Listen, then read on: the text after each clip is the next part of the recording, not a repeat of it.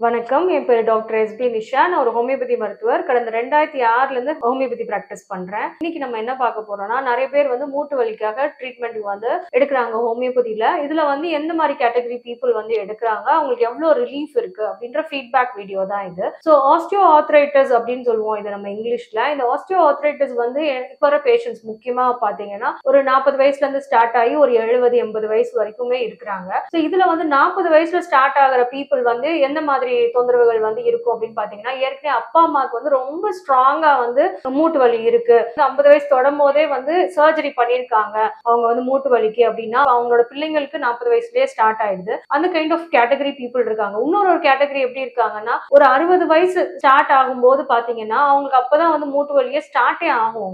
அவங்களுக்கு எல்லாம் ரொம்ப சீக்கிரமா நம்ம ரிவர்ஸ் பண்ணி கொடுக்க முடியுது ஹோமியோபதியில. அதே மாதிரி இன்னும் சில பேர் 60 வயசுல பாத்தீங்கன்னா ரொம்ப ஜாஸ்தி அந்த 4th ஸ்டேஜ் வரைக்குமே ரொம்ப முத்தின ஸ்டேஜுக்கு போயிருப்பாங்க. அவங்களுக்கு ரொம்ப சேஞ்சஸ் வந்திருக்கும். அந்த எலும்பு எல்லாமே வளைஞ்சிருக்கும் உங்களுக்கு. அதே மாதிரி ஆஸ்டியோஃபைட்ஸ் ஃபார்மேஷன் போன்ஸ்ல ஃபார்ம் ஆயிருக்கும் ஏற்கனவே. அதாவது போன் ஒரு மாதிரி அன்ஈவனா இருக்கும். ரொம்ப மூட்டு ரெண்டுமே தேய்மானம் ஆக ஆக உங்களுக்கு அன்ஈவன் ஃபார்மேஷன் இருக்கும். ஸோ இந்த மூட்டு வலியை பத்தி, இந்த ஆஸ்டியோ ஆர்த்ரைட்டிஸ் பத்தி நான் உங்களுக்கு தனியா வீடியோஸ் போட்டிருக்கேன். அதை நான் உங்களுக்கு டிஸ்கிரிப்ஷன்லயும் உங்களுக்கு கொடுக்குறேன். அதையும் நீங்க போய் பார்க்கலாம். ஸோ இந்த மாதிரி எவ்வளவு கேட்டகரி பீப்புள் எடுக்கிறாங்க த்ரூ ஆன்லைன் கன்சல்டேஷன் மூலியமா, நேர்ல பாக்குறவங்க. ஸோ இவங்க எல்லாமே எடுத்ததுக்கு அப்புறம் எந்த மாதிரி ஃபீட்பேக் கொடுக்குறாங்க அப்படின்னா, எனக்கு முக்கியமா முன்னாடி இருந்ததோட இந்த 1 மந்த் எடுத்ததுல எனக்கு வீக்கம் நல்லா கம்மியா இருக்கு. எனக்கு அந்த ஸ்டிஃப்னஸ் முன்னாடி எல்லாம் இருக்கும். காலையில எந்திரிச்சோடனே ரொம்ப ஸ்டிஃபா ஃபீல் பண்ணுவேன். அது எனக்கு கம்மியா இருக்கு அப்படின்ற மாதிரி நிறைய நல்ல ரிவ்யூஸ் சொல்லியிருக்காங்க. அதே மாதிரி சில பேர் 1 மந்த்ல ஸ்டார்டிங் ஸ்டேஜ்ல இருக்கவங்க 1 மந்த்லயே எனக்கு ரொம்ப நல்ல இம்ப்ரூவ்மெண்ட் இருக்கு, எனக்கு வலியே இல்லை, நான் திருப்பி நெக்ஸ்ட் மந்த் கண்டினியூ பண்ணணுமா அப்படின்னு கூட கேட்கறாங்க சில பேர். அந்த மாதிரி இருக்கவங்க மேக்ஸிமம் ஒரு 3 மந்த்ஸ் நீங்க எடுத்துட்டீங்க அப்படின்னா திருப்பி நமக்கு எப்போனாலும்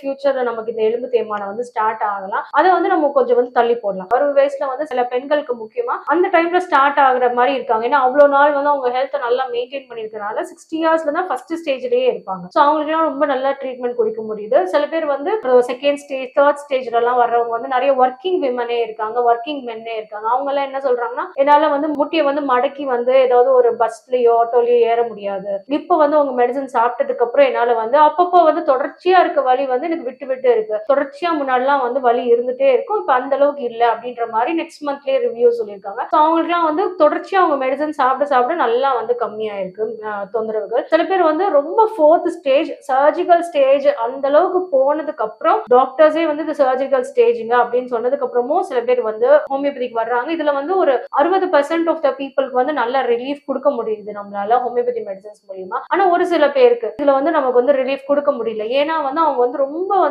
எண்ட் ஸ்டேஜ்ல இருக்காங்க. அவ்வளவு தூரம் அவங்களோட ஏற்கனவே அவங்க ஸ்டார்டிங் ஸ்டேஜ்ல ஹோமியோபதி எடுத்திருந்தாங்க எங்கனாலும் எந்த டாக்டர்ட்டனாலும் அப்படின்னா நம்ம இதை நம்ம கொஞ்சம் நல்லா கண்ட்ரோல் பண்ணி அவங்களுக்கு இந்த ஸ்டேஜ் வரைக்குமே நம்ம கொண்டு வராம பண்ணி இருந்திருக்கலாம். இந்த எண்ட் ஸ்டேஜ் மாதிரி மீன்ஸ் அவ்வளவு தூரம் எலும்பு ஃபுல்லாவே பாதிப்பு ஆயிடுச்சு, உங்களுக்கு எலும்பு தேய்மானம் டு த கோர் போயிடுச்சு, ரொம்ப ஸ்டிஃப்னஸ் இருக்கு, நரம்பு பிடிச்சி எடுக்கிற மாதிரி இருக்கு, உங்களுக்கு முடிஞ்ச அளவுக்கு நம்மளால பெயின் ரிலீஃப் கொடுக்க முடியுது. பட் ஆனா கம்ப்ளீட்டா ரிவர்ஸ் பண்றதுக்கு முடியல, ஹோமியோபதியில முடியல. டிபிக்கல் இவங்கலாம் சர்ஜிக்கல் கேசஸ் அப்படின்னு இவங்களுக்கு அந்த சர்ஜரி மட்டும்தான். பட் இது இந்த மாதிரி கேட்டகரி பீப்புள் ஒரு 2ல இருந்து ஒரு 3% தான். உங்களுக்கு எல்லாருமே இந்த இதுக்குள்ள வரமாட்டாங்க.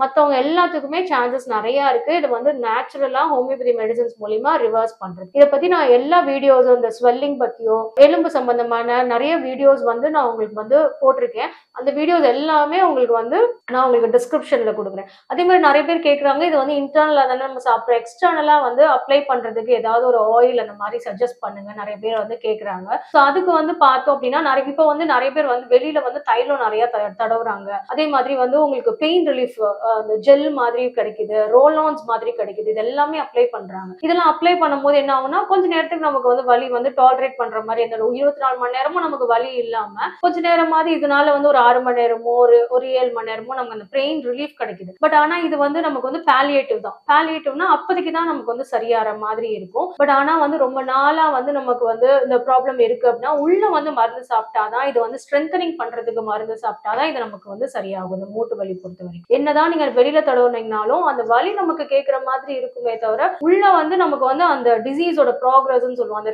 டிசீஸ் அந்த தொந்தரவு அடுத்தடுத்த ஸ்டேஜுக்கு நகர்ந்துட்டே தான் போகும், கூடிட்டே தான் போகும். இன்டர்னலா மெடிசன் சாப்பிடுறது ரொம்ப அவசியம். அது ஹோமியோபதியில நேச்சுரல் மெடிசன்ஸ் சாப்பிடுறது ரொம்ப முக்கியம். இல்லாட்டி நீங்க இயற்கை வைத்தியமா நீங்களே கை வைத்தியம் மாதிரி ஏதோ எதுவும் நீங்க சாப்பிடுறீங்க, அதுல உங்களுக்கு ரிலீஃப் இருக்குன்னா வெரி குட், அது நல்லதுதான். பட் ஆனா வந்து நீங்க வந்து பெயின் கில்லர்ஸோ இதுக்கு ஸ்டீராய்டு இன்ஜெக்ஷன்ஸோ இதெல்லாம் நம்ம ப்ரிஃபர் பண்ணக்கூடாது. அப்படி பண்ணோம் அப்படின்னா அந்த நோயோட தாக்கம் வந்து அதிகரிச்சுட்டே தான் போகும். பட் ஆனா நமக்கு வெளியில வந்து பெயின் உணர முடியாது. ஸோ அது வந்து ஒரு நல்ல ஒரு எஃபெக்டிவான மெத்தட் கிடையாது. நம்மளால வந்து நம்ம நார்மலுக்கு ரிவர்ஸ் பண்ண முடியாது. ஸோ இது எக்ஸ்டர்னல் அப்ளிகேஷன் அப்படின்னு நம்ம பார்க்கும்போது முடிஞ்ச அளவுக்கு வந்து கடுகெண்ணெய் வந்து தேய்ங்க. கடுகெண்ணெய் தடவுனீங்க அப்படின்னா அதுல வந்து ஒரு நிறைய நல்ல மெடிசனல் ப்ராப்பர்ட்டி இருக்கு. அது வந்து நம்ம ஹீட் ஜெனரேட் பண்ணி கொடுக்கும். அது நமக்கு அதே மாதிரி இன்ஃப்ளமேஷனையும் அது கம்மி பண்ணும். ஸோ இந்த ரெண்டு விஷயமும் இருக்கிறனால நமக்கு வந்து அந்த மூட்டு வலியில இருக்க பெயினையும் உங்களுக்கு அந்த வீக்கத்தையும் கொஞ்சம் வந்து நம்ம கண்ட்ரோல் பண்ணும். இது ஒன் ஆஃப் த ஒரு ஒரு ரிலீஃப் தான் உங்களுக்கு. இது வந்து நீங்க வெளியில வந்து இயற்கையா நமக்கு வந்து எல்லாத்துக்குமே கடையில நமக்கு கிடைக்குது, ஈஸியா வந்து கிடைக்குது கடையில. அதனால இதை தடவும் போது நமக்கு வந்து கொஞ்சம் நம்ம மெடிசன்ஸோட சேர்த்து சாப்பிடும் போது நல்ல ரிலீஃப் இருக்குது உங்களுக்கு. அதே மாதிரி நான் எல்லா வீடியோஸ்லயுமே நான் சொல்லியிருக்கேன், நீ கேப் வந்து முடிஞ்ச அளவுக்கு வந்து நீங்க வந்து யூஸ் பண்ணணும். எந்தெந்த ஸ்டேஜஸ்க்கு எந்தெந்த மாதிரி நீ கேப்ஸ் இருக்கு அப்படின்றதையும் நான் வந்து